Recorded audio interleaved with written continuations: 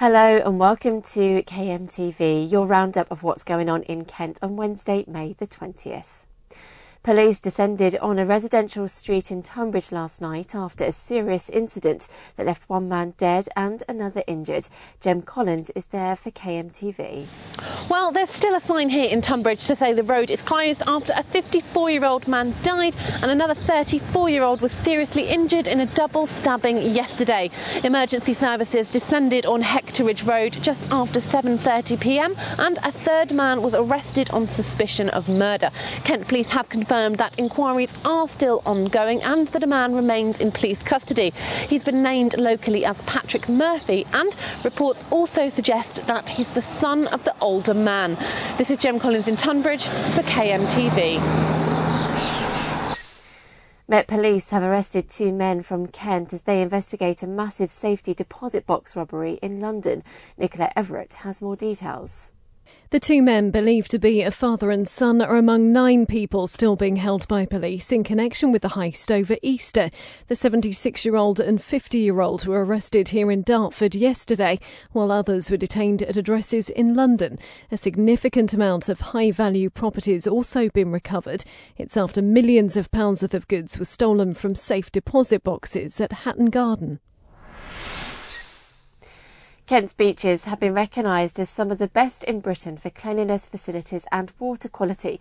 Graham Stothard visited one of them for KMTV. Cataloguing Britain's beaches can be a contentious task. On a day like today, when the weather's on the turn, it's hard to say any beach is at its best. But on a sunny day, it'll come as no surprise to those of us in the county that parts of Kent's 350-mile-long coastline have won almost 20 awards going into summer.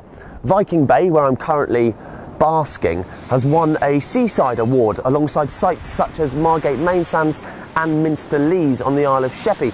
Beaches like Minnis Bay, West Bay, as well as Ramsgate Main Sands have just achieved blue flag status, which recognises the good water quality there. So, do sun seekers on the seafront today agree with the experts? Well, I go in the sea when the weather's warm, which I wouldn't do if it wasn't clean. I can remember when I was a kid that it wasn't that pleasant, so no, it's good. It's beautiful. I couldn't think of a better place to be, actually. For the people in Broadstairs, at least, these beaches have their seal of approval. This is Graham Stothard for KMTV in Broadstairs. In other news, a man from New Romney has been locked up after biting off a part of another man's ear.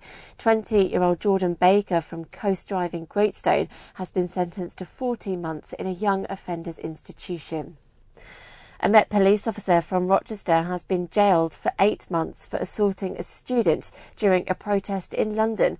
36-year-old Andrew Ott from Mount Road struck the 20-year-old with his riot shield as he tried to leave a kettled area in Westminster back in 2010. And a main route into Canterbury was closed this morning after a crash between a car and a bus during the rush hour.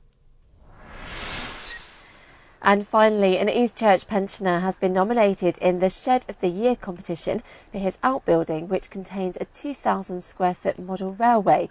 Roy James has been building up the track for 20 years and is now thought to be one of the biggest zero-gauge miniature layouts in the country. It's capable of running up to 30 trains at a time, and Kent model makers Hornby say this kind of hobby is still popular with all kinds of people. I go to train shows, model railway shows, and I've met, quite a wide cross section of our consumer base, and they're genuinely they're all ages, male, female, families, single. It's one of those hobbies I think that anybody can take up at any time.